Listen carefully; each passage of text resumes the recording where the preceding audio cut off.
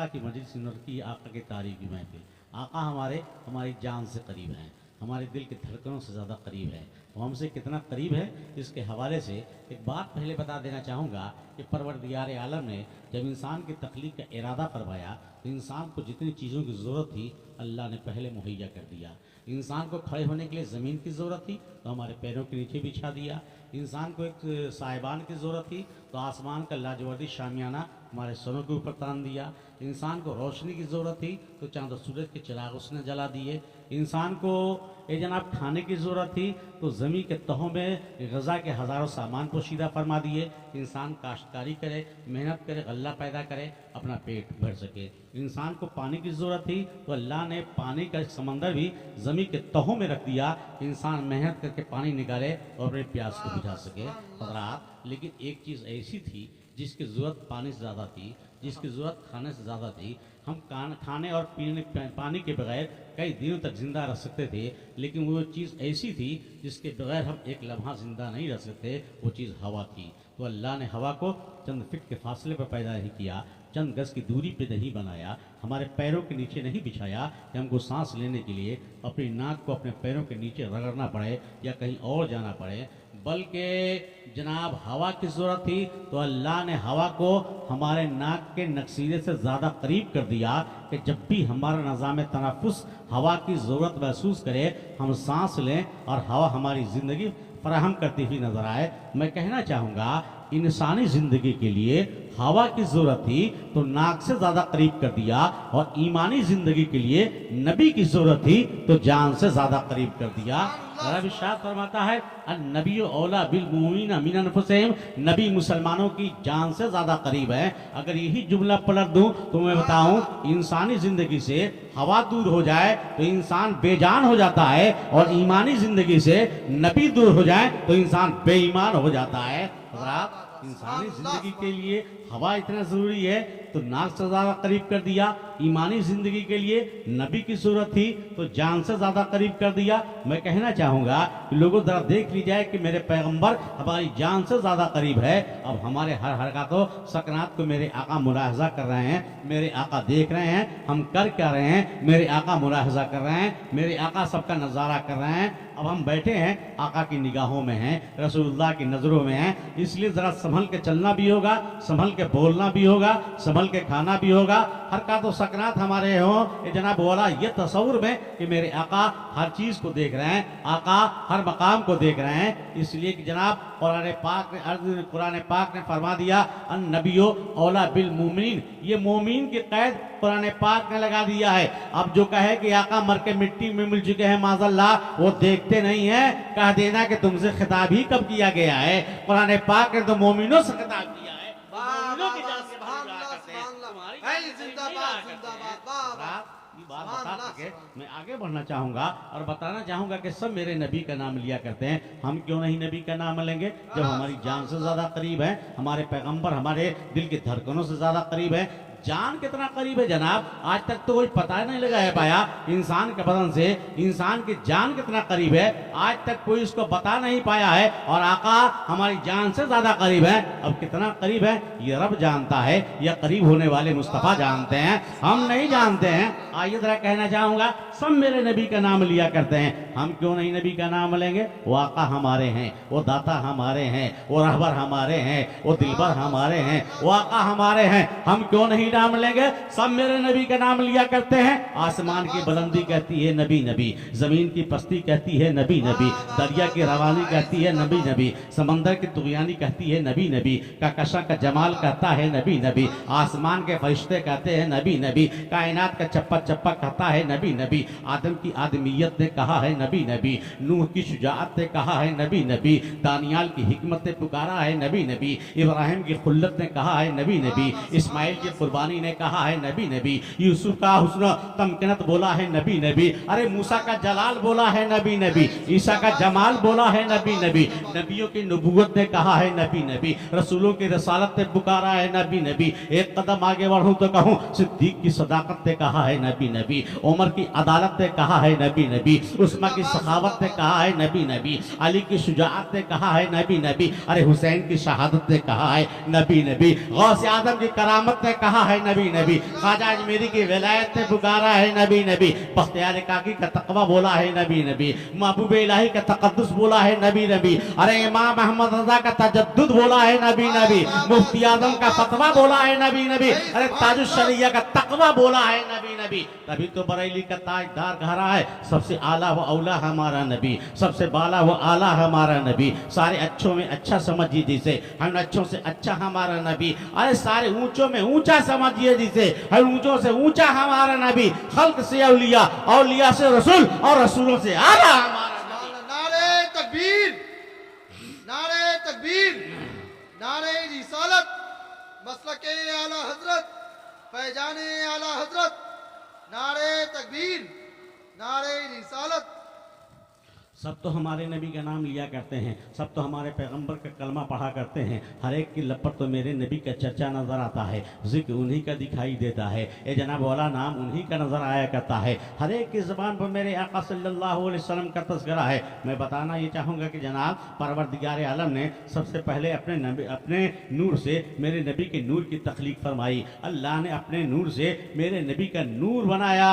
मैं बताना चाहूँगा कि जब कुछ नहीं था तब भी मेरे नबी का नाम था, इसलिए कि मेरा नबी कहता था ला इलाहा इल्लल्लाह और खुदा कहता था मुहम्मदुर रसूलुल्लाह। उस वक्त कोई चीज नहीं थी, न आसमां है, न जमीन है, न फरिश्ते हैं, न इंसान है, न कायनात की कोई चीज है, सारी चीजें मेरे नबी का नाम लिया करती हैं और सब मेरे मुस्तफा का नाम लिया करते हैं। अब आइए आज के दो टांगा खन्नास ये पैजामा उठा के कहता है कि नबी हमारी तरह है, पैगंबर तो हमारी तरह है, रसूल तो हमारी ही तरह है, मक्के की बाजारों में हमारी तरह चले, मदीने के गलियों में हमारी तरह टहले हैं, बाजारों में हमारी तरह नजर आए हैं, जिंदगी उन्होंने हमारी तरह बसर किया है, पैगंबर हमारी तरह है। हजरात मैं कहना ये चाहूंगा कि तुम नबी के बराबर हो जाओगे। एक बात बताना चाहूंगा, गौर से सुन लीजिएगा, मेरे नबी की अजमत क्या है, मेरे नबी की शान क्या है, मेरे नबी का रुतबा क्या है, नबी का मकाम क्या है, उनकी शान क्या है, वो जरा आपके सामने रखना चाहूंगा। जरा तवज्जो के साथ हमारी बातों को सुनिएगा। कौन मेरे नबी की तरह होगा, कौन मेरे पैगंबर की तरह होगा। आइए जरा मैं बताना चाहूंगा,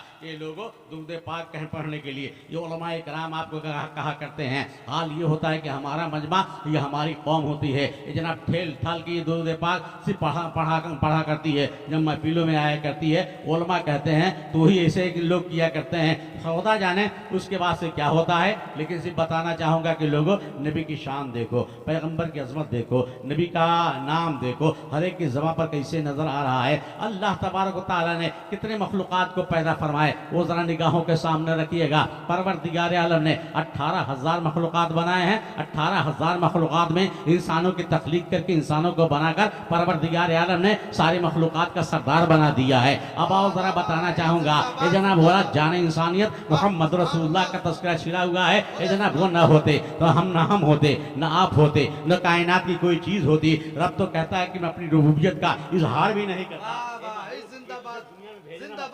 मैंने अपनी रुबूबियत का इजहार भी किया है, न कायनात की कोई चीज होती। पता चला कि जाने इंसानियत मेरा नबी है, पैगंबर हमारा है, ये जनाब वो जाने इंसानियत है। और नजर आगे बढ़ के बताना चाहूंगा कि परवरदिगार आलम ने ये जनाब बोला फरिश्तों की तकलीफ फरमाई है, और कितने फरिश्तों को बनाया है हम गिन नहीं सकते हैं, हम शुमार नहीं कर सकते हैं। अल्लाह फरमाता है हमारे लश्कर को तुम शुमार नहीं कर सकते। उलमा बयान करते हैं अल्लाह की सबसे बड़ी फौज का नाम फरिश्ता है। ये जनाब बोला फरिश्तों की तकलीफ अल्लाह ने कितना किया है, कितना किया है हम नहीं बता सकते हैं। मेरे नबी ने इरशाद फरमाया, मेरे आका सल्लल्लाहु अलैहि वसल्लम तशरीफ फरमाए, हाला बाना के सहाबे कराम बैठे हुए हैं, इतने में आसमान के चरचराने की आवाज आई। सहाबे कराम ने अर्ज किया आका ये चरचराने की आवाज कैसी है, ये कैसी आवाज आ रही है। ये जनाब बोला हम लोग तख्त पर बैठे हुए हैं, स्टेज पर बैठे हुए हैं, अगर ज्यादा आदमी आ जाए ये जनाब बोला तख्त चरचराने लगता है, या आम तौर से हुआ करता है आसमान चरचराया। सहाबे कराम ने अर्ज किया आका ये किस चीज के चरचराने की आवाज आई। प्यारे मुस्तफा सल्लल्लाहु अलैहि वसल्लम ने इरशाद फरमाया ये आसमान के चरचराने की आवाज है। अरे अल्लाह ने जमीन में और आसमान में एक बालिश भी जगह ऐसी खाली नहीं रखी जहां कोई ना कोई फरिश्ते के मुकर्रर न फरमाया हो, एक फरिश्ता वहां मौजूद ना हो, वो रब की इबादत कर रहा है, मुस्तफा जाने रहमत पर दुरूद पाक पढ़ रहा है। कैसे वो जरा मैं आपसे बताना चाहूंगा, अल्लाह ने कितने फरिश्तों की तख्लीक किया है ये जनाब अंदाजा लगाएंगे। अल्लामा निबहानी की के जनाब तहरीरों से इफादा करते हुए और उलमाए कराम ने जो हदीस मुबारका से इस्तिंबात किया है बातों को, वो मैं आपके सामने रखना चाहता हूँ कि कितने कितने इंसान हैं, कितने जिन्नात हैं, कितने फरिश्ते हैं। आप अंदाजा सिर्फ सुनिए, ये जनाब अंदाजा नहीं लगा सकते हैं, सारा कैलकुलेट फेल कर जाएगा। इंसानों की तादाद तो हम बता सकते हैं, जनगणना होता है। ये जनाब बोला जो बयान किया अल्लामा निभानी ने, वो तो हम जिन्नातों को भी तादाद बता देंगे, लेकिन आगे बढ़िए तो मैं आपसे बताना चाहूंगा।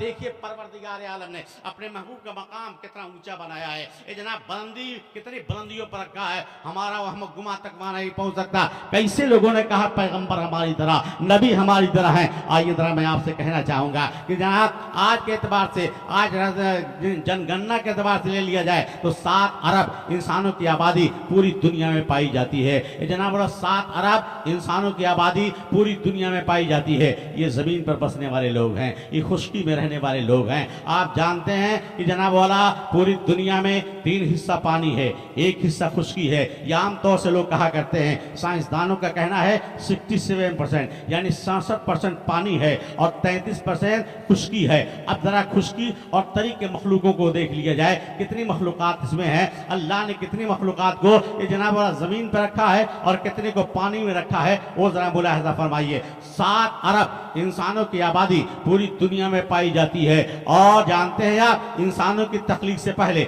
अल्लाह ने जिन्नातों को पैदा फरमाया। दुनिया में जिन्नात बसा करते थे, ये जनाब आज भी है, क़यामत तक रहेंगे। अब अल्लामा निबहानी फरमाते हैं कि इंसानों की आबादी जितनी है उससे 10 गुना ज्यादा दुनिया में जिन्नातों की आबादी पाई जाती है। अल्लाह अकबर। 7 अरब इस वक्त हम और आप हैं, ये जनाब बोला, और हमसे 10 गुना ज्यादा जिन्नातों की आबादी पाई जाती है। अब वो फरमाते हैं कि इंसानों की आबादी और जिन्नातों की आबादी को तुम एक तखमीना करो, एक गिनती करो, और जितनी आबादी इंसानों और जिन्नातों की होती है उससे 10 गुना ज्यादा दुनिया में रहने वाले जानवरों की तादाद है। जिन जानवरों की तादाद है, उनकी तकलीफ हुई है। अल्लाह अकबर। हाथी से लेकर के ये जनाब बोला चींटी पिस्सू तक 10 गुना ज्यादा ये इंसानों और जिन्नातों से इनकी तादाद ज्यादा पाई जाती है। इतनी तादाद ये खुश्की पर बसा करते हैं। कहते हैं कि सबके तादाद मिला लो, सबके तख्लीक को ले लो, और उसके बाद जितनी तादाद इनकी बनती है उससे 10 गुना ज्यादा परिंदों की आबादी पाई जाती है। अल्लाह अकबर। ये दुनिया में जितने परिंदे हैं, पर वाले हैं, चिड़िया वगैरह है, ये सबकी तादाद से 10 गुना ज्यादा है। ये तो खुश्की की आबादी रही। अब आगे फरमाते हैं, जानते हो 3 गुना तो पानी ज्यादा है। अल्लाह ने कितनी मखलूक पानी में रखी है, वो बयान फरमाते हैं कि जमीन पर इतनी तादाद में ये इंसान बसते हैं, जिन्नात बसते हैं, जानवर बसते हैं और परिंदे बसते हैं। ये खुश्की पर रहा करते हैं। पानी में अल्लाह ने कितनी मखलूकात को रखा है, कितनी मखलूकात पानी में अल्लाह ने पैदा फरमाया है। मछली है और जानवर है पानी में, ये कितनी तादाद में है, बयान करते हैं कि जानते हो इनकी तादाद कितनी ज्यादा है कि अगर ये जमीन 100 साल तक दाना उगाना बंद कर दे, फल फ्रूट उगाना बंद कर दे, दुनिया में खाने वाले इंसानों के ग़िज़ा को फराहम ना करे, ना दे सके, तो भी समंदर 100 साल तक दुनिया में बसने वालों की खुराक मुहैया कर सकता है। आइए जरा कहना चाहूंगा कितनी मखलूकात समंदर में परवरदिगार आलम ने पैदा फरमाया। कहा कि सबकी तादाद को इकट्ठा कर लो तो जमीन पर बसने वाले फरिश्ते, जमीन पर रहने वाले फरिश्ते उनसे 10 गुना ज्यादा हैं। अल्लाह अकबर। ये सब जमीन की बात कर रहे हैं। आगे बढ़िए, वो कहते हैं कि जमीन पर जितने फरिश्ते हैं उससे 10 गुना ज्यादा पहले आसमान पर फरिश्ते हैं। पहले आसमान पर जितने फरिश्ते हैं उससे 10 गुना ज्यादा दूसरे आसमान पर फरिश्ते हैं। तीसरे आसमान पर उससे 10 गुना ज्यादा है। 7 आसमान है, ये जनाब 7वां आसमान पर, हर आसमान से 10 गुना ज्यादा फरिश्ते उसके ऊपर वाले आसमान पर हैं। अब आगे मुलाहिजा फरमाइए, तबीयत खुश हो जाएगी। वो फरमाते हैं कि सारे फरिश्तों की तादाद इकट्ठा कर लो, ध्यान फेल कर जाएगा, कैलकुलेटर फेल कर जाएगा, गिनती नहीं कर सकेंगे। ये कितने फरिश्ते हैं, अल्लाह ने कितने फरिश्तों की तख्लीक फरमाई है। कहते हैं कि 7 आसमान के फरिश्तों की तादाद इकट्ठा कर लो तो अल्लाह ने अर्श और कुर्सी के पास जितने फरिश्ते रहते हैं, ये सारे फरिश्ते अर्श और कुर्सी के पास जो फरिश्ते हैं उनके सामने एक छोटी सी जमात बनती है।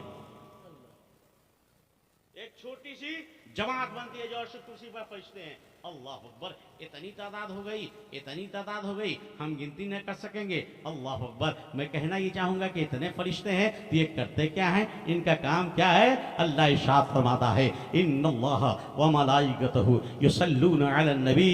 ये जनाब ये फरिश्ते करते क्या हैं? मेरे नबी पर दुरूद भेजते हैं, मेरे नबी का नाम लिया करते हैं। अब आइए जरा मैं कहना चाहूंगा, उलमा यहाँ पे मौजूद हैं। हजरत आदम अलैहिस्सलाम की तख्लीक का इरादा जब परवरदिगार आलम ने फरमाया, फरिश्तों से मशवरा लिया था, ए फरिश्तों मैं जमीन पर अपना नायब बनाने वाला हूँ, जमीन पर अपना नायब बनाने वाला हूँ, खलीफा बनाने वाला हूँ, बता तेरी क्या राय है? फरिश्तों ने कहा, अल्लाह तू जमीन पर उसे बनाएगा जो जमीन पर जाके खूनरेजी करे, जो फसाद करे। ये अल्लाह के क्या तेरी तस्बीह तहरीर के लिए हम काफी नहीं है? अल्लाह ने फरमाया कि इतना मैं जानता हूं तुम नहीं जानते। ए फरिश्तों खामोश हो जाओ। फरिश्ते खामोश हो गए। अल्लाह ने आदम अलैहिस्सलाम की तख्लीक की, अल्लाह आदम अलैहिस्सलाम का पुतला बनाया, हुक्म दिया है सारे फरिश्तों तुम आदम का सजदा करो। सबने हजरत आदम का सजदा किया, सबने माथा टेक दिया आदम के सामने। हजरत हमारे बाप थे हजरत आदम, जिनके आगे फरिश्तों ने सजदा किया है। अरे बदल डाला है अब तो अपना अंदाज़े बयां हमने,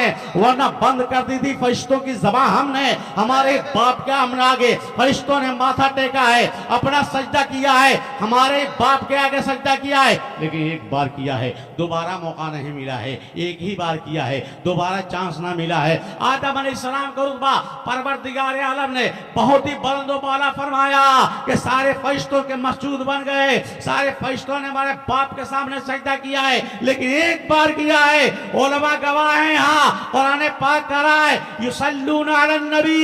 ये जनाब एक बार नबी पर दुरूद नहीं पढ़ा गया, बल्कि बार बार पढ़ा जाता है, हमेशा पढ़ा जाता है। और कब से पढ़ा जाता है ये भी हमें मालूम नहीं, और कब तक पढ़ा जाता रहेगा ये भी हमें मालूम नहीं।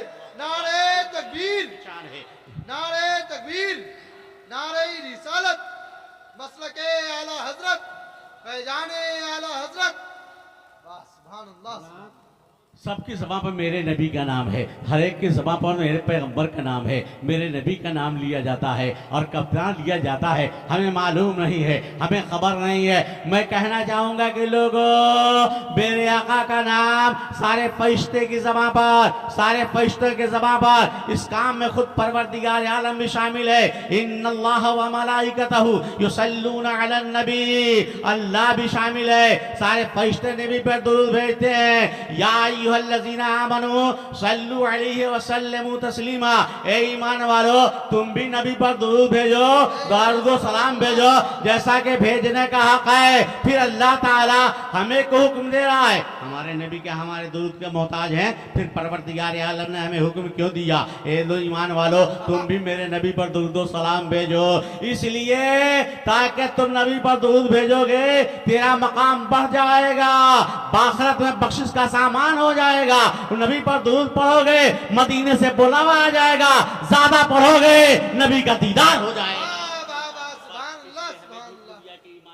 तुम भी नबी पर दुरूद भेजो। अब मैं बताना चाहूंगा, मुसलसल जिन पर दुरूद पाक पढ़ा जाता हो, जिन पर दुरूद पाक भेजा जा रहा हो, जिनका नाम लिया जा रहा हो, जिनका तस्करा किया जा रहा हो, क्या वो नबी हमारी तरह होंगे? क्या पैगंबर हमारी तरह होंगे? क्या हम नबी की तरह हो जाएंगे? ये कैसे पैजामा उठा के चलने वाले बात करते हैं कि नबी हमारी तरह है? तुमने देखा नहीं, पैगंबर की अजमत को तूने देखा नहीं, उनके शान को तूने देखा नहीं, उनके रुतबे को तूने देखा नहीं है, तुझे मालूम नहीं है, कैसे बराबर हो जाओगे? तुम बने जमीन की खाक से, मेरा नबी बना है जन्नत की खाक से।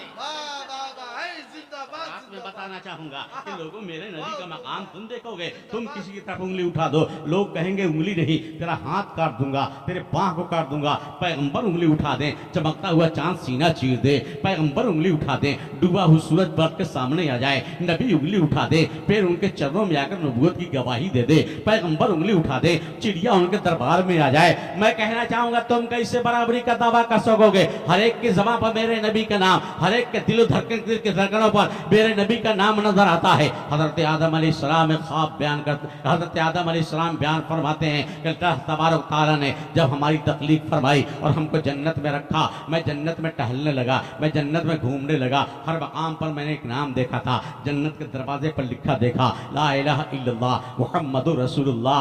मैं देखा शाखे तूबा के पत्ते पत्ते पर लिखा था, ला इलाहा इल्लल्लाह मुहम्मदुर रसूलुल्लाह। मैंने फरिश्तों की पेशानी पर लिखा देखा, ला इलाहा इल्लल्लाह मुहम्मदुर रसूलुल्लाह। कहते हैं कि मैंने हूरों की पुतलियों पर लिखा देखा, ला इलाहा इल्लल्लाह मुहम्मदुर रसूलुल्लाह। मैंने गिल्मा के सीने पर लिखा देखा, ला इलाहा इल्लल्लाह मुहम्मदुर रसूलुल्लाह। हज़रात कहना चाहूंगा कि हर मकाम पर तो मेरे नबी का नाम नजर आता है, आका का तस्करा नजर आता है। साथ साथ बता देना चाहूंगा कि जिस पर जिसका नाम लिखा होता है वही उसका मालिक हुआ करता है। लोग अपने मकान पर लिख दिया करते हैं रहीम मंजिल, किसी मंजिल पर किसी मकान पर लिखा होता है शकील मंजिल, कहीं लिखा होता है, कहीं होता है जुल्फ़िकार मंजिल। मैंने पूछा कि लोगों इसमें ये नाम क्यों लिखा हुआ है? कहा कि पता चल जाए कि जिसका नाम लिखा हुआ है वो उस मकान का मालिक है, जिस पर इसका नाम लिखा हुआ है वो उसका मालिक है। कहा अगर यही मामला है फिर जन्नत के दरवाजे पर मेरे नबी का नाम है, हूरों के पेशानी पर मेरे नबी का नाम है,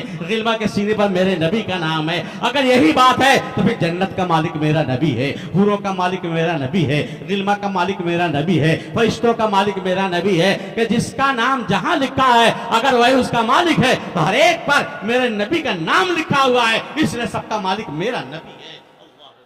मेरे आका की शान है, मेरे आका का रुतबा है, ये मेरे आका की अजमत है। अब आइए जरा मैं बताना चाहूँगा कि लोगों नबी की शान कौन बयान कर सकेगा? है किसी की हिम्मत के नबी की शान बयान कर सके? बयान करने वालों की ज़िंदगियाँ ख़त्म हो गई, कलम चलाने वालों की जना बोला कलम की रोशनाई सूख गई, कलम टूट गए हैं, औराक ख़त्म हो गए हैं, स्याहियाँ ख़त्म हो गई हैं। मगर जनाब पूरी ज़िंदगी नबी की नात लिखने के बाद, नबी की तारीफ लिखने के बाद लोगों ने यही कहा आका औराक खत्म हो गए, स्याहियां खत्म हो गई, कलम टूट गए, मगर आपकी जिंदगी और आपकी सीरत का एक बाप भी न लिख सका। तभी तो बरेली का ताजदार कह रहा है कि मुल्क के सुखन की तो कहता हुआ नजर आ रहा है कि सरवर कहूं के मालिको, मौला कहूं तुझे, बागे खलील का गुले जेबा कहूं तुझे, लेकिन रजा ने खत्म सुखन इस पे कर दिया कि खालिक बंदा खल्क का आका कहूं तुझे। हमारे कलम के अंदर वो ताब कहाँ, हमारे अंदर वो ताकत कहाँ कि आपकी मदहसराई हम कर सकें?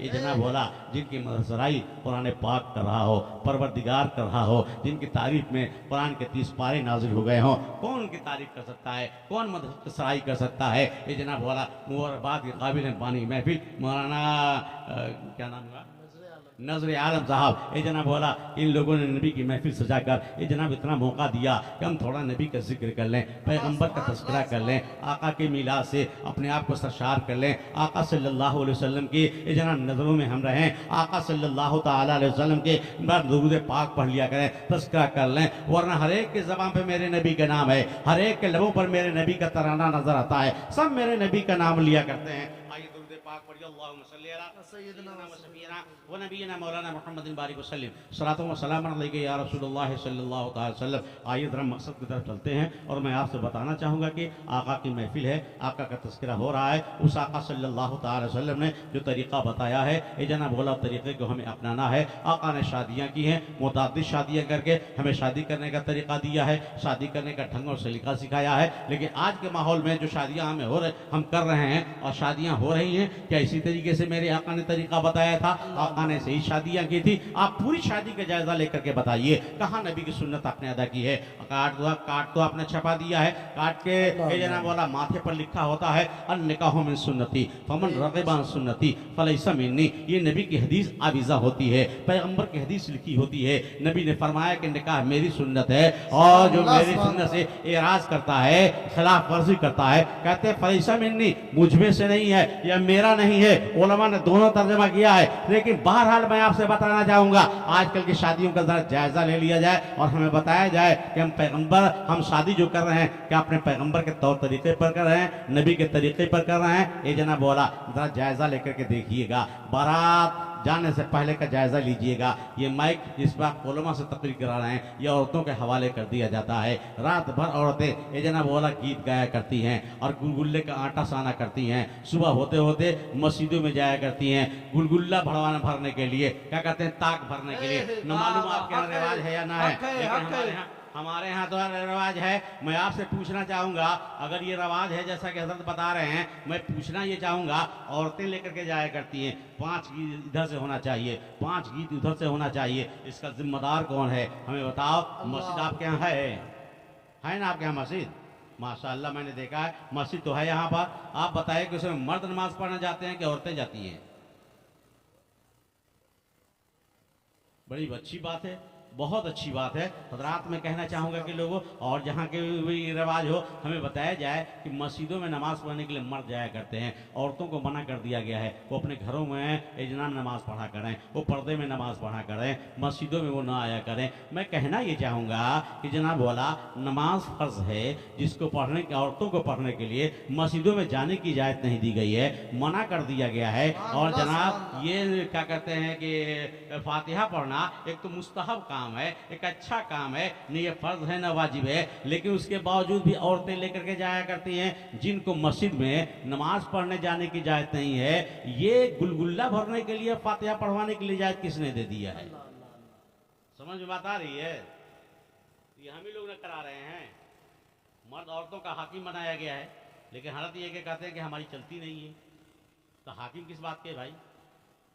कहेगा कि हमारी चलती नहीं है। ये जना बोला ये तरीका हम लोगों ने अपनाया है, और उसके बाद से बारात निकल जाया करती है, तो उसके लिए होता क्या है, ऑर्केस्ट्रा आगे आगे होता है, उसके पीछे पीछे ये जना बोला दूल्हा होता है, उसके पीछे पीछे सारे बारात गांव की औरतें होती हैं, उसके पीछे सारे बाराती हुआ करते हैं। अब सजदा कराने के लिए, शुक्राने की नमाज पढ़ाने के लिए दूल्हे को हम लेके जा रहे हैं, आगे आगे ऑर्केस्ट्रा है, बेसवाएं नाच रही हैं, उसके पीछे पीछे दूल्हा जा रहा है। नमाज पढ़ने का यही तरीका है? हमको बता दीजिएगा। जुमा पढ़ने से ही जाते हैं आप, नमाज पढ़ने के लिए से ही जाया करते हैं, आगे आकर ऑर्केस्ट्रा जाए, पीछे पीछे नमाजी जाए। अल्लाह अल्लाह, ये तरीका है क्या हम लोग के यहाँ? नहीं न है कि ये क्या, कौन सा ये कि मजबूरी आ गई है या कौन सा ज़रूरी काम पड़ गया है, आगे आगे ऑर्केस्ट्रा जाता है, तब पीछे पीछे दूल्हा जाता है। ये सजदा करने हम कराने के लिए हम जा रहे हैं, ये तरीका हम लोगों ने अपना लिया है कि पेशवा जाती है आगे आगे, उसके पीछे पीछे ये जनाब वाला खुदा का सजदा करने के लिए मुसलमान जा रहा है। ला हौला वला कुव्वत। मैं कहना चाहूँगा कि लोगों हम क्या कर रहे हैं, हम लोगों को ज़रा भी समझ में नहीं आ रहा है। कुरान पाक की जो आयत करीमा तिलावत की है, कुंतुम खैरा उम्मतिन उखरिजत नास, तुम बेहतरीन उम्मत हो, तुम लोगों के लिए जाहिर किए गए हो, तामुरुना बिल मारूफ व तनहौना अनिल मुनकर। तुम्हारा काम क्या है? परवरदिगार बता रहा है, अच्छाई का हुक्म देना तेरा काम है और बुराइयों से रोकना तेरा काम है। सुभान अल्लाह, सुभान अल्लाह। कुरान कह रहा है कि तेरा काम, तुम बेहतरीन उम्मत हो, तुम लोगों के लिए जाहिर किए गए हो, तेरा काम अच्छाई का हुक्म देना है, तेरा काम बुराइयों से रोकना है। लेकिन जनाब वाला हम खुद बुरे बन गए, हम क्या किसी को अच्छाई का हुक्म देंगे, हम क्या किसी को भलाई का हुक्म देंगे, हम खुद बुराइयों में डूब गए हैं, हम खुद बुरा काम करते हुए नजर आ रहे हैं। अल्लाह अकबर, जरा देख लिया जाए कि जनाब बोला ये तरीका हम लोगों ने अपनाया है। ये जनाब बोला औरतों को क्या कहते हैं, बेसवाओं को लेकर जाते हैं, नचाते हुए लेके जाते हैं। अब ये सजदा करने के लिए एक दूल्हा जा रहा है। मैं कहना ये चाहूंगा कि लोगों कितना घिनौना तरीका हम लोगों ने अपना दिया है। ये इस्लाम को बदनाम करना, पैगंबर के शरीयत से खिलवाड़ करना, ये इजाजत किसने दिया है कि हम नबी की शरीयत से खिलवाड़ करते नजर आते हैं, नबी की शरीयत को बदनाम करते हुए नजर आ रहे हैं? इस ये तरीका मुसलमानों का होना चाहिए। गलत तरीका है मुसलमानों, अगर है ऐसी रवाजें तो बंद कर दो, अगर देखो किसी को ये नहीं कर रहा है तो उसको बाइकाट करो, इसलिए कि शरीयत इसकी इजाजत नहीं देती है। जनाब बोला इसे बंद किया जाए। मैं बताना चाहूंगा कि लोग इसके साथ साथ और आगे बात बता देना चाहूंगा। ये जनाब बोला हमारे यहाँ शादी की बात चला करती है, उससे पहले डिमांड हजरात, ये जहेज का मामला हमारे यहाँ एक ऐसा नासूर का शक्ल अख्तियार कर गया है कि छूटने का नाम ही नहीं ले रहा है। अगर किसी के बाद 2-4 बच्चियां हैं, गरीब आदमी है, कहाँ से शादी करता है? जानते हैं आप कि शादी करने के लिए कहाँ कहाँ वो जाया करता है, कितनी ठोकरें खाया करता है, किस किस का दरवाज़ा देखता है, किस किस का मुँह देखता है, तब कहीं जाकर एक बेटी की शादी करता है। लोगों को मालूम हो जाए गरीब आदमी है तो पहले तो रिश्ता नहीं करता है कि देगा क्या हमको। ये जनाब बोला अगर रिश्ता कर भी लेता है तो नतीजा क्या होता है कि डिमांड डिमांड इतना कर दिया जाता है, हमें मोटरसाइकिल चाहिए, हमको 4 चक्का चाहिए, हमें 2-4 लाख रुपया नकद चाहिए, और उसके बाद से हाल ये है कि अपनी बेटी की शादी करने के लिए दरवाजे दरवाजे जाता है, भीख मांगता है, चंदा करता है, ये जनाब वाला लोगों के सामने जबानें खोलता है। हाल ये है कि मस्जिदों में ऐलान किया जाता है, इमाम साहब ऐलान करते हैं कि एक साहब बाहर खड़े हैं, उनको अपनी बच्ची की शादी करनी है, लोगों चंदा दे दो, लोग पैसा दे दिया करते हैं, ज़कात का पैसा, फितरे का पैसा, खैरात का पैसा, सदके का पैसा लोग दे देते हैं, जा अपनी बेटी की शादी कर। हमको पैसा चाहिए, चाहे तुम ज़कात मांग के ला, चाहे फितरा मांग के ला। अल्लाह हम ज़कात खोर हो गए, हम फितरा खोर हो गए। बात बुरी लगे 2 रोटी ज्यादा खा के सो लीजिएगा, हमारी सेहत पर कोई असर पड़ने वाला नहीं है, लेकिन हक बात कह के जा रहा हूँ। वाह वाह, जिंदाबाद जिंदाबाद जिंदाबाद। हमने तो अपने ही कौम के लोगों को भिखारी बना दिया है, भीख मांगने पर मजबूर कर दिया है, दूसरों के सामने हाथ फैलाने पर मजबूर कर दिया है। ए नौजवान, क्या अल्लाह ने तेरे बाजू में कुव्वत नहीं दी है, तेरे हाथों में लकवा और फालिज मार दिया है, तू कमा नहीं सकता है कि दूसरों के माल पर निगाह रखा है और दूसरों के सामने जबानें खोल करके भीख मांगता नजर आता है। वो बुजुर्ग जो अपने बेटे को का सौदा कर रहा है, बेच रहा है, उसे एहसास नहीं होता है कि मेरा बेटा जवान है, ये कमा करके अपने लिए अरमानों का सारा सामान खरीद सकता है, ये मोटरसाइकिल और 4 चक्का खरीद सकता है। हम दूसरों के सामने जबान क्यों खोले, हम दूसरों के सामने अपने आबरू क्यों बेचे? ये जनाब वाला जबानें खोल देता है और दूसरों से भीख मांगता हुआ नजर आता है, दूसरों से पैसा वसूलता हुआ नजर आ रहा है। आज का बाप अपने बेटे को का सौदा कर रहा है, अपने बेटे को बेचता हुआ नजर आ रहा है। मैं कहना चाहूंगा कि नौजवानों, जरा अपने आप को जरा संभालो कि हम कर क्या रहे हैं, हमें करना क्या चाहिए, हम जहेज के नाम पर क्या क्या करते हुए नजर आ रहे हैं। आइए बात को आगे बढ़ाना चाहूंगा, जरा नारा लगाइए चतुर्वेदी नारे मान आ रहे तकबीर, हैं। नारे तकबीर, नारे रिसालत, उलमाए अहले सुन्नत फिदाउल कादरी चतुर्वेदी महान साहब किबला। नारे तकबीर, नारे रिसालत। दूसरे पाक पढ़ लीजिए, अल्लाहुम्मा सल्ली अला सय्यिदना व सफियना व नबीना मौलाना मुहम्मदिन बारिक वसल्लम सलातो व सलाम अलैका या रसूलुल्लाह सल्लल्लाहु तआला अलैहि वसल्लम। बिरादरान मिल्लत इस्लामिया, आइए जरा पैगाम कुछ देकर के गुजर जाना चाहूँगा।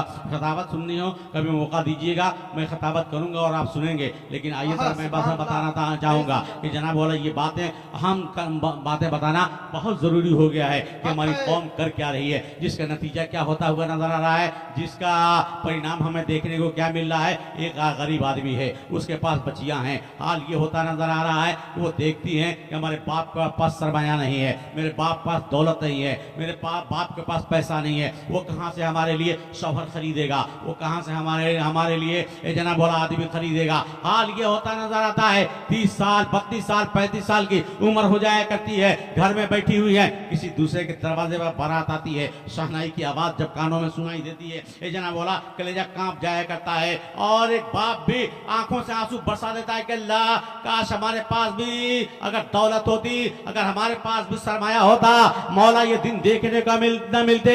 30 साल 32 साल की घर में उम्र की लड़कियां हमारे घर में बैठी हुई हैं, ये अल्लाह मैं इनके हाथों की मेहंदी का रंग देख लेता, लेकिन हाल ये होता नजर आता है दौलत नहीं है, सरमाया नहीं है, जिसकी बुनियाद पर ये देखने को मिल रहा है लड़कियां या तो दरिया में डूब कर जान दे दिया करती हैं, कुएं में छलांग लगाकर जान दे दिया करती है, या किसी के साथ भाग जाया करती है, या कहीं जाकर अपनी आबरू को बेच रही हैं। एक कौम के लोगों शर्म नहीं आया करती है, अपने ही कौम के लड़कियों को बेमौत मरने पर मजबूर किसने किया है, और अपने कौम के लड़कियों को अपनी आबरू बेचने पर मजबूर किसने किया है। ये काम हम करते हुए नजर आ रहे हैं, हम नौजवान करते हुए नजर आ रहे हैं, हम दूसरों के माल पर निगाह रखे हुए हैं। ये जना बोला बारात भी हमारे यहाँ से जाया करते हैं, 200 400 500 हम बाराती को लेकर जाते हैं ताकि बड़ी शोहरत हो हमारी, बड़ा ऊंचा समाज का आदमी है, ये 500 बारातियां लेकर के आया है। अरे मैं कहना ये चाहूँगा क्या जरूरत है इतनी बाराती ले जाने के लिए, 10 20 50 आदमी लेकर के जाओ, निकाह कराओ, लड़की को लेकर चले आओ, तुमको कौन कह रहा है इतना आदमी को ले जाने के लिए। हाल ये है कि अल्लाह ने तुमको दौलत दिया है, लाओ ना, लोगों 10,000 20,000 लोगों को दावत देकर वलीमा में खिलाओ, कौन रोक रहा है, लेकिन दूसरे के दरवाजे पर ले जाकर के भीड़ लगा दिया करते हैं। अगर खाना खट जाए तो दुनिया भर की शिकायतें, बैठने की जगह न मिले तो दुनिया भर की शिकायतें शुरू हो जाया करती हैं कि उसके पास क्या है, क्या देख करके शादी किया है। ये हमारे समाज का हाल ये हो चुका है, हम दूसरों के माल पर निगाह रखा करते हैं। हजरात मैं पूछना ये चाहूंगा, खाना खट जाए शिकायतें शुरू हो जाया करती है, हम लोगों को नट्टी तक ठूसना होता है, इसके अलावा कोई काम नहीं हुआ करता है। मैं पूछना ये चाहूंगा, सोचा कभी कि जिसके दरवाजे पर हम बारात लेकर गए हैं वो कहां से लेकर के पैसा आया है, वो कहां से पैसा लेकर के आया है, क्या हमें खिला रहा है, कहीं भीख तो नहीं मांगा है, कहीं चंदा तो नहीं किया है, कहीं अपनी जमीन को बेचा तो नहीं है, कहीं मकान को गिरवी तो नहीं रखा है, कहां से लेकर के आया है हमने कभी नहीं सोचा है। हमको अपने पेट भरने से मतलब होता है, इसके अलावा कुछ नहीं हुआ करता है। अरे अल्लाह ने दौलत दिया है, तुम 5 नहीं 5 लाख आदमी को बुलाओ और वलीमा करो और खिलाओ, उसे कौन रोक रहा है। लेकिन वलीमा वलीमा होना चाहिए, वलीमा वलीमा होना चाहिए। आज जो वलीमा देखने को मिल रहा है, एक बात पहले बता दूं, मसला बता दूं, गुफ्तगू को मैं समेटना चाहूंगा। 2 खतीब मेरे बाद ये जना बोला बोलने वाले हैं, इसलिए ज्यादा नहीं लेना चाहता, बस बताना चाहूंगा एक मसला। ये जना बोला मौलाना अजीजुर रहमान साहब यहाँ मौजूद हैं, दीगर उलमा इकराम भी यहाँ पे मौजूद हैं, बताना चाहूंगा एक मसला कि जनाब जहेज किसे कहा जाता है। जो लड़की की शादी के लिए तैयारी की जाए सामान के लिए, उसे जहेज कहा जाता है। हाल ये कि लड़की वाला जितना उठा करके दे दे, 10 रुपया दे दे या 10 लाख उठा कर दे दे, लेके चले आओ, इसे जहेज कहा जाता है। लेकिन मांग लिया करते हैं हम, मुतालबा कर लिया करते हैं हम, उसे तलब कर लिया करते हैं, इसे जहेज नहीं कहा जाता है, रिश्वत कहा जाता है। शरीयत के ज़बान में इसको रिश्वत कहा जाता है। मुसलमान का बच्चा ये मसला जानता है, रिश्वत खाना हलाल है कि हराम। अरे बोलिए आप लोग, हराम है। मसला जानने के बावजूद भी हम लोग मानते नहीं है, हराम पैसा हम लोग वसूल ही लिया करते हैं। जानते हैं कि जनाब वाला रिश्वत है और हराम है, हम क्यों मांगेंगे जनाब वाला। कौन नहीं चाहता है कि अपने दामाद को दिया जाए, कुछ ना कुछ तो लोग देते ही हैं। लेकिन हाल ये कि हम अपनी जबान खोल दिया करते हैं, हमको 2 लाख चाहिए, हमको 10 लाख चाहिए, बेटा हमारा मास्टर हो गया है 5 लाख रुपये चाहिए, बेटा हमारा पुलिस में है हमको 7 लाख रुपये चाहिए। इस तरीके से जैसा पद बढ़ता जाता है वैसे डिमांड बढ़ता चला जाता है। मैं कहना चाहूंगा लोग गौर से सुन लेना कि जनाब हमने पैसा मांग लिया, ऐंठ लिया, पैसा मांगा नहीं, पैसा ऐंठ लिया, और उसके बाद से वलीमा हमने किया है, उसी पैसे का जाकर के चावल लाया है, उसी पैसे के जाकर खस्सी खरीदा है, और उसके बाद से फर्स्ट क्लास बिरयानी बनाया है, सारे लोगों को दावत दिया है, हम हुए चाहे आप हुए, सारे लोगों को दावत दिया है, उसी पैसे से लेकर के आया है, मुर्गी का चिकन लाया है, सब कुछ लाया है, बिरयानी बना दिया। हम लोग गए और गले तक ठूस करके खाए और डकार लेते बाहर आए। कभी सोचा कि हलाल खा के आए कि हराम, जायज खा के आए कि नाजायज। बहुत उम्दा हजरात मैं कहना चाहूंगा कि जनाब जो जायजा जरा ले लिया जाए कि कैसी आज वलीमा हो रहा है, वो भी तो जरा देख लिया जाए। ये जनाब हो रहा है कुछ जगहों पर तो ठीक है, लेकिन शहरी माहौल में जो होता है वो हम देखते हुए नजर आ रहे हैं कि जनाब हो रहा खाना पक गया, गेस्टों को बुला लिया गया है, हॉल मैरिज हॉल को बुक कर लिया गया है, सारे मेहमान आ चुके हैं खाना खाने के लिए। अब खाने का तरीका क्या होता है वो जरा देखिए, जरा बाद में कीजिएगा बस 2 मिनट। तरीका क्या हुआ करता है, ये जनाब टूल लगा दिया गया है, खाना उसमें सजा दिया गया है, आप जाइए प्लेट उठा लीजिए, वहाँ चावल ले लीजिए, वहाँ सालन ले लीजिए, वहाँ दाल ले लीजिए, वहाँ गोश्त ले लीजिए, वहाँ कबाब ले लीजिए, वहाँ पापड़ ले लीजिए, वहाँ सलाद ले लीजिए, पूरी प्लेट को भर लीजिए। अब पूरे कैंपस में घोड़ा गधा कुत्ता बनकर घूम घूम कर खाते रहिए। ये है वलीमा, ये है नबी का तरीका, पैगंबर की यही सुन्नत है, नबी ने ही तरीका हमको बताया है, पैगंबर ने ही सलीका हमको दिया है, यही नबी की शरीयत पर अमल कर रहे हैं, वलीमा कर रहे हैं। शादी के बाद जो खाना दिया जाता है नबी की सुन्नत है, और ये सुन्नत अदा करने के लिए हमने सुन्नत नहीं बनाया है, वलीमा का माहौल नहीं बनाया है, हमने इसे कुकुर भोज बना दिया है। गलत बोल रहा हूँ क्या? इस तरह मुसलमान नहीं खाता, वही खाता है जिसका मैंने नाम लिया है। हजरात इसलिए कहना चाहूंगा कि जनाब वाला इन सारी चीजों का ख्याल रखा जाए। चलते चलते आखिरी बात आइए जरा बता देना चाहूंगा कि जनाब हमने आतिशबाजी में 20,000 लगा दिए, ऑर्केस्ट्रा में 20-25 हज़ार रुपये हमने लगा दिया है, दुनिया के खुराफात में हमने लगा दिए, लाखों रुपये लगा दिया है। एक गरीब आदमी ये जनाब बोला पैसे के लिए तरस रहा है कि काश हमारे पास पैसे होते, मैं भी अपनी बेटी के हाथों के मेहंदी का रंग देख लेता, मैं भी अपनी बेटी को ब्याह लेता।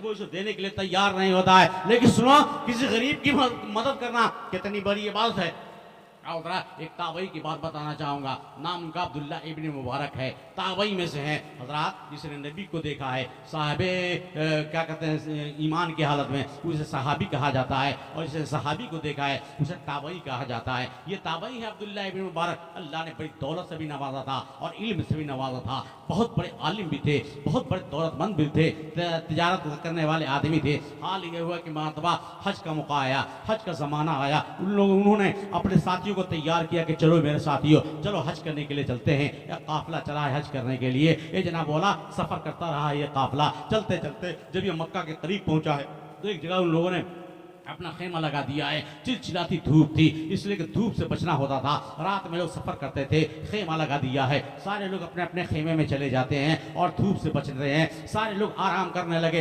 अब्दुल्ला इब्न मुबारक ने अपने खेमे का पर्दा हटाया, झांक करके बाहर देखा कि एक झोपड़ी से एक बच्ची निकलती है, एक कचरे के ढेर पर जाती है, एक कूड़े के ढेर पर जाती है, कोई चीज उठाती है, अपने दामन में सजाती है और फिर अपने घर की तरफ भागी। अब्दुल्ला इब्न मुबारक बाहर आते हैं और कहते हैं कि लड़की जरा ठहर जा, बच्ची जरा रुक जा। बच्ची रुक जाती है। आपने कहा कचरे के ढेर से क्या उठाया है, कूड़े के ढेर से तूने क्या उठाया है, क्या करोगे जानकर? कहा मैं राजों का अमीन हूं, बताना पड़ेगा। तूने दामन में कचरे के ढेर से क्या उठाया है, हमको दिखाना पड़ेगा। उस बच्ची ने कहा कि हुजूर ये सामान मैंने उठाया है। दामन को जैसे ही सीधा किया, एक मरी हुई चिड़िया उसके दामन से गिर पड़ी है। आपने कहा क्या करोगे ये मरी हुई चिड़िया ले जाकर के?